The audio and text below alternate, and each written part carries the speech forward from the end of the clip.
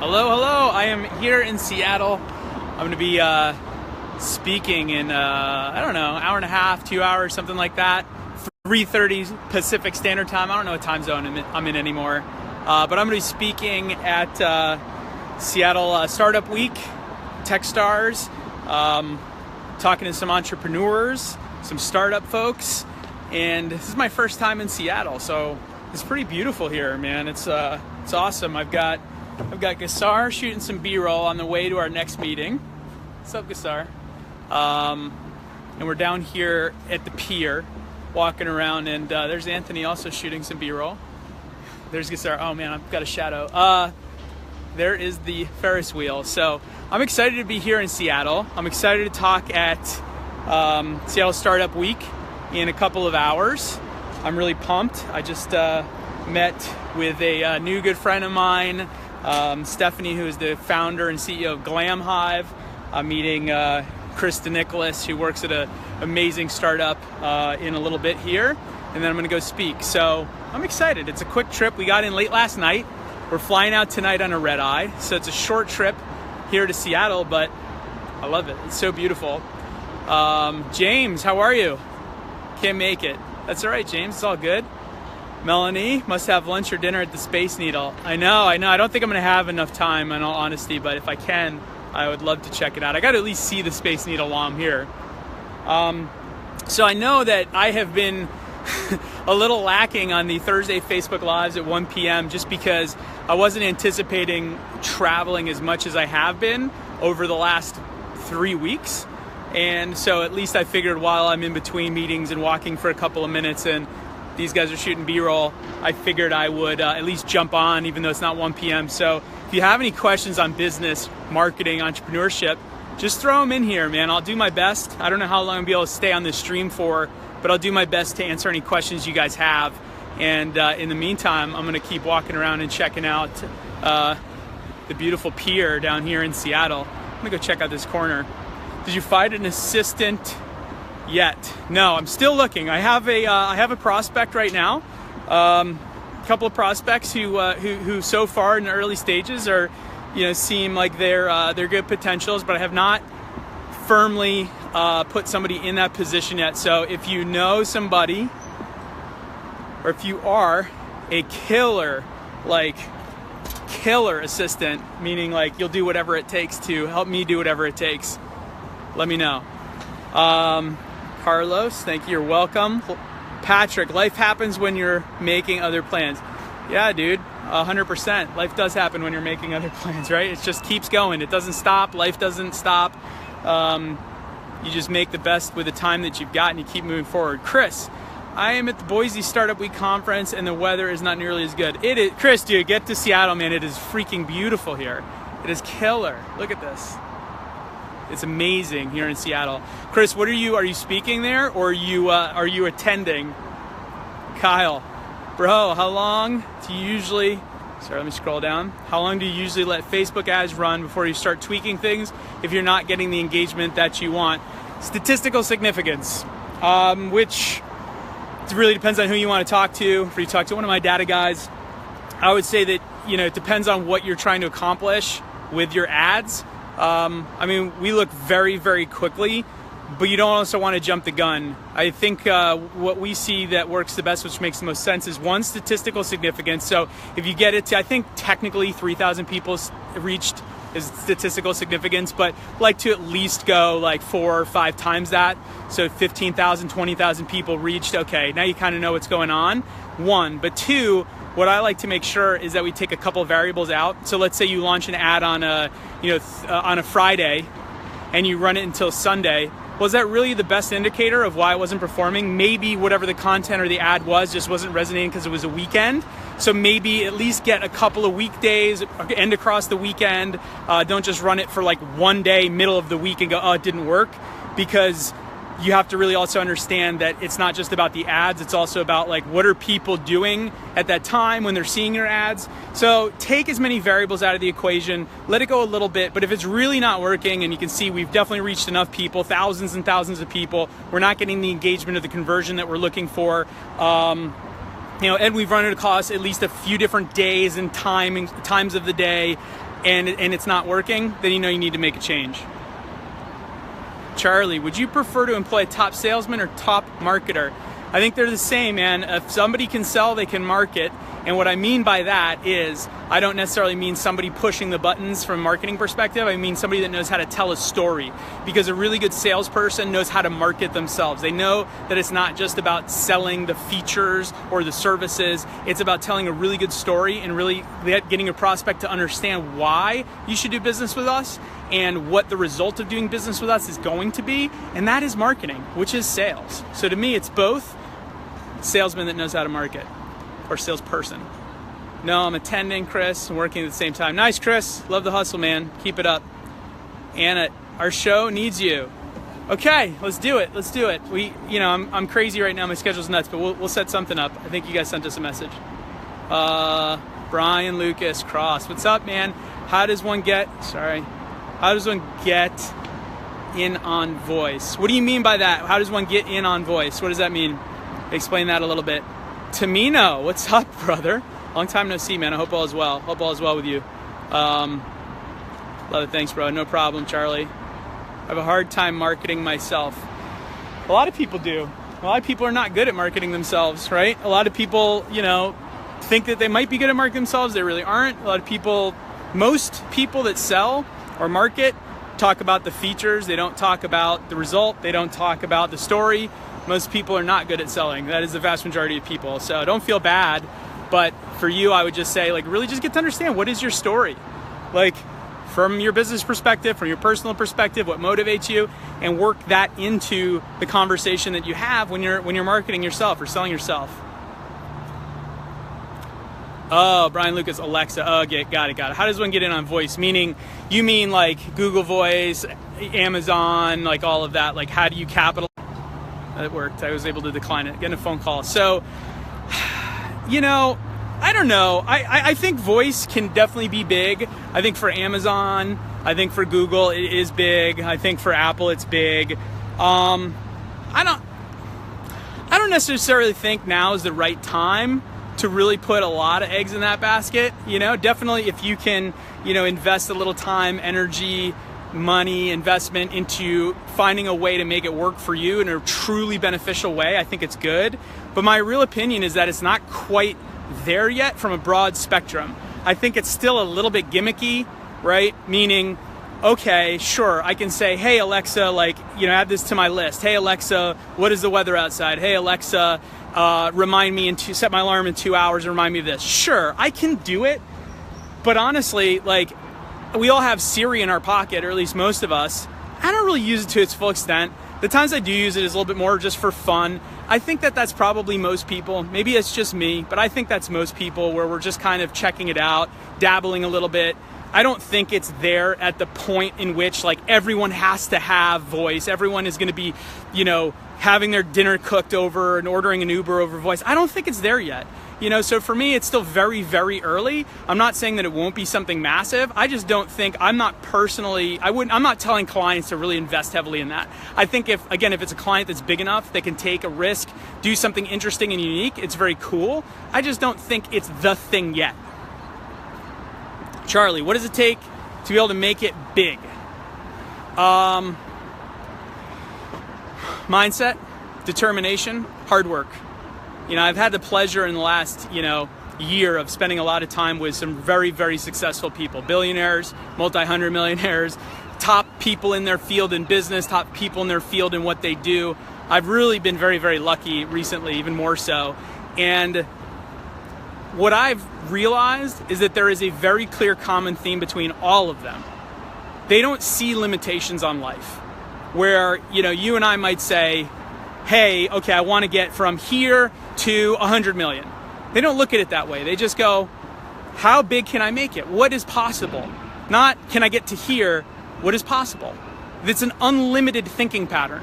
I think that of the biggest, most successful people in the world, they all think that way. Number one. Number two, they're very confident that they've got something special, whether themselves or their product or their idea. They know they've got something special, so they have to get it out to the world. I think that that's important But more importantly, it really comes down to their work ethic and hard work.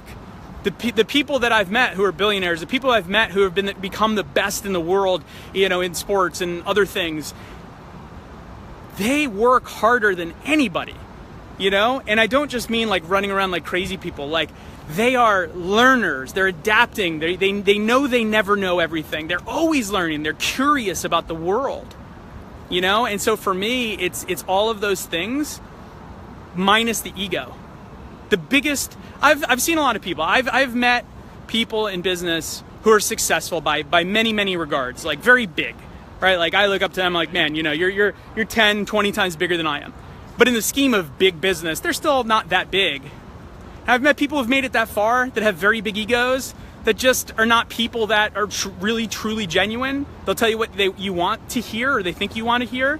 But the best, biggest, the billionaires of the world, the Warren Buffetts of the world, the greatest of all time, they are confident, but they lack ego. They want to see you and everyone around them on their team, their friends, their family, make it. They're not tearing anyone down around them to build themselves up. They're building everyone up around them that helps propel them to the next stage. And that's what I've learned. So to summarize, man, it's not having an ego, but having confidence to know you have something special, and then at the same time being so driven, so passionate, and so hardworking, but knowing that you don't know it all. You got to keep learning. You got to keep reading. You got to keep asking other people, learning from them, because no one knows it all. That's what makes people the best in the world. All right, Patrick, always give the story and history. Me, awesome, Patrick, right on. You're welcome. Anna, when it comes to asking Alexa who's a good photographer, how do I pop up at the top contender? I don't know yet, man. Probably just SEO on Google for now. Patrick, true. Frissa, what do you think we should do at a CDN Apparel to find an investor? Even after Dragon's Den failed, we have a new idea. Got burned. We asked for too much. What should we do? Have a good company, have a good product, have a good idea. Understand what your value proposition is. Understand what you're not. I think a lot of people, when they're looking for money, just try to paint the most rosy, biggest, most brilliant picture in the world. And smart, savvy investors know that's just not true. They know that there's some stuff that's not quite right. They know there's going to be some challenges. They know that there's going to be problems along the way. So if you really just are honest and say, we have a great product, we have a great service, we're going to kill it, we have the right team in place to execute it, here's going to be our challenges, and this is why I need your money, you're going to be much more likely to get an investor. All right, let's see. I'm 20, working for Portland Timbers events, promoting with no degree. What advice, steps do you have for me? How important is schooling compared to experience? I don't care about schooling. I actually don't ask anyone, unless they bring it up, where they went to college when I hired them. I don't care. I don't care if you have a degree, if you went to Harvard, if you went to Yale, if you went to an art school, if you dropped out. I don't care. What I care about is work ethic. What I care about is ethics in general. Are you going to do the right thing for me, for the clients, for yourself, for your family? What I care about is passion, determination, grit. Are you going to work hard? Are you going to just say, hey, we'll figure it out? Or are you going to say, hey, I can't figure this out? That's what I care about. And that's what most people should care about. Some people care about schooling. Now, if you want to be a lawyer, you want to be a doctor, yeah, you got to have some schooling, of course. But like, when we're talking about this field, we're talking about what you're talking about, you don't have to have it. You just got to have the grit, the determination, the work ethic, and the culture, man. No problem, Brian.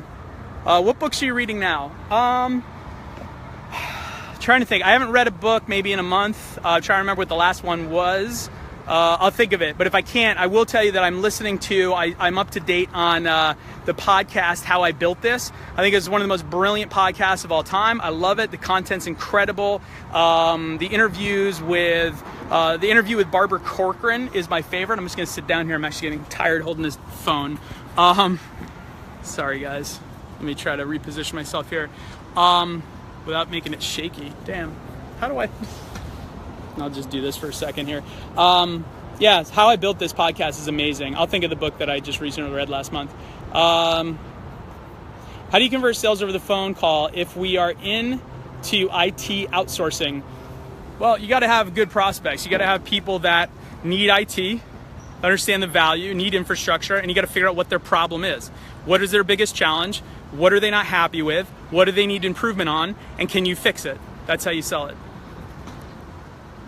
Nice, you're over the water. Enjoy it. Thanks, man. Yeah, Jeff. Seattle, man. It's my first time in Seattle. I love it out here. Eric. Boom. Number 1. What's up, Eric?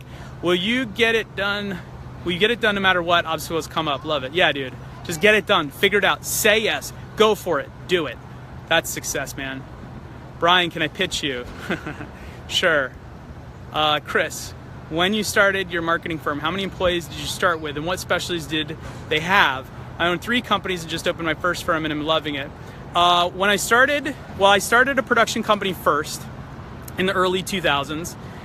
So that started with myself where I was filming and producing, and then I started editing, and then I realized I couldn't film and produce everything, and so I had to hire a editor, and so then they started editing what I was filming and producing, and then I realized I couldn't produce and film everything, so I just started producing, and I hired a cinematographer and an editor, and so on, and I built that company up. Many struggles along the way. I'm sure you know my story. Almost lost that company, but I didn't.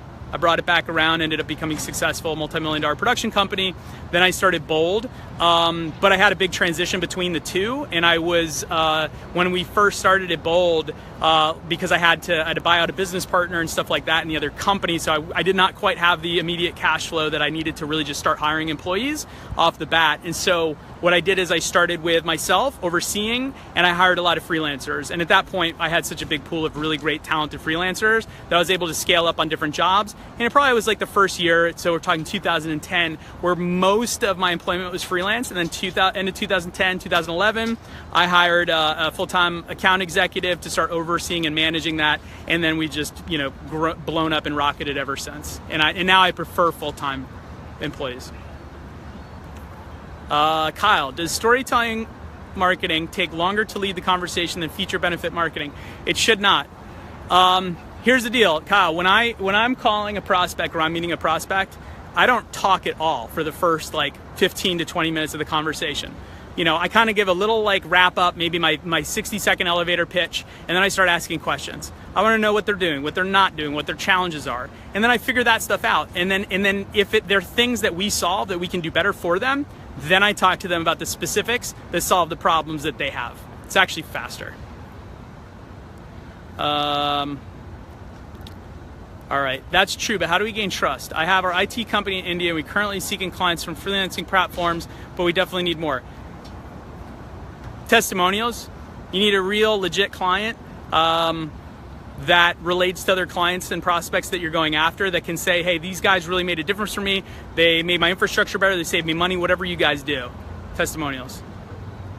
Eric, do you have training videos for your employees? What's your process bringing new people on board? We started to actually, and just to be totally honest, in the middle of all this crazy growth, I have not had the time to dedicate to it, so it's kind of on the back burner. It's something we definitely will do, training videos. So for me, I'll be honest, it's probably we do a lot of training, but it's a little haphazard right now, but it's something that I have someone in the agency working on polishing up our process. So as we continue to hire, it's much, much smoother. You're welcome. Chris, thanks so much. I'm operating the same freelancers too, so at least I feel like doing something right. Yeah, stick with the freelancers until you get the steady work or longer contracts where then you can hire. In this kind of an industry, a creative industry, you can start with freelancers, right? Where you can keep your overhead as low as you can for as long as you can. But once you know that you are good to go, you've got a great service, your company is firing on all cylinders, and your only problem is that more people don't know about you, that's when you start scaling up and hiring. All right, I got to wrap it up in a minute, guys, here. But Patrick, just want to let you know the advice you gave me getting my friend involved with me in business has helped a lot. I just want to do so much myself before. Dude, I'm really glad that panned out for you. I agree. It's very easy, especially when you're starting something, to try to do everything yourself. And, especially when you're bootstrapping like I did. By the way, I've never taken venture capital. Completely bootstrapped both companies from $0. And so for me, especially starting out, that's why I did the freelancer thing initially when I transitioned over to, the agency business model, started Bold in 2010. You want to stay lean, but you can't do it all yourself. So you need to find freelancers, people, whatever, get an intern, your friend, whatever. Find people that, partner with you that can do a really great job. I'm not saying not to take VC if that's something you want to do, but what I am saying is that really at the end of the day, that doesn't matter. It's just an accelerator. capital is just an accelerator. You still need to have a good business. Money is not going to make you a good business. Money just accelerates what you already have. And I think a lot of people think that if they get money, then their business will grow. It's the other way around. You need to start growing a business that shows it has promise, and then the finances, the money, becomes an accelerator to how fast you can grow it and how big you can take it. So that's all. So get that stuff right. Make sure you're not trying to do 100% of everything, because then you're not doing anything good. Yes, you're always going to have to wear multiple hats. Dude, I still wear 50 hats, right? And I always will. The hats might change, but I always will. But the difference is, you just need to take the stuff that has the lowest value off your plate as quickly as possible. Mark, agreed. Awesome. Well, listen, I appreciate you all. Thank you so much for tuning in. There's Anthony. Hi, Anthony. Appreciate you all tuning in. Live from here in Seattle. Going to be talking at Seattle Startup Week here at 3:30 p.m. Pacific Standard. We'll have it filmed. I'm sure at some point you'll see some clips from it if you're not here. But I appreciate all your time. I really do. I thank you guys so much. And just remember, it really is two things. If you want to be successful, or you want to get bigger, or you want to get to the next level, it's mindset and it's hard work. It's work ethic. That's it. It's just the grind, but loving what you do. Like, this is fun. It's tiring. We've traveled to how many cities in 3 weeks? We love it. I mean, Anthony loves it. It's just taking advantage of opportunity, and you have to have the right mindset to see the opportunity when it comes your way. Last thing I'm going to leave you with is, I think a lot of people feel that they don't ever get an opportunity. They don't ever get that lucky break. And that could be true. Maybe it is. Here's how I look at it. I think everybody gets opportunities every single day. I think every single one of us has an opportunity to walk right in front of us, drop into our email boxes, pop up right in front of us, cross us on the sidewalk, sitting next to us at Starbucks. I think every single one of us has opportunities to cross our path every single day, but only a few of us notice them and take action on them. Thank you, everybody. Be bold. Have a wonderful day.